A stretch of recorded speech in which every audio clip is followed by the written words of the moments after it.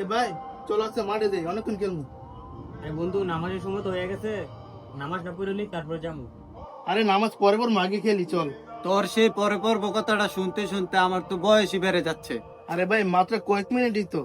কয়েক মিনিটের জন্য যদি আমরা আল্লাহর ডাকে সাড়া না দেই, তাহলে ভাবতো আমরা কোন জিনিসে বেশি গুরুত্ব দেই।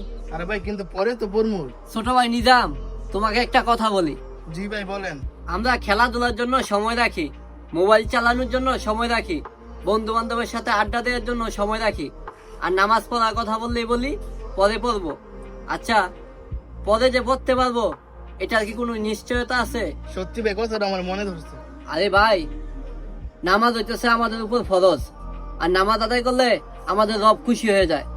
তাই আমাদের উচিত নামাজের সময় দেরি না করে হাতে যতই কাজ থাকুক সবকিছু বাদ দিয়ে আগে নামাজটা আদায় করে নেওয়া। আজ থেকে চেষ্টা করবো নামাজ কখনো পরে পড়বো না। তাহলে আজকের খেলা আগে নামাজ তারপর খেলা। ইনশাআল্লাহ। চলো। তোমরা সবাই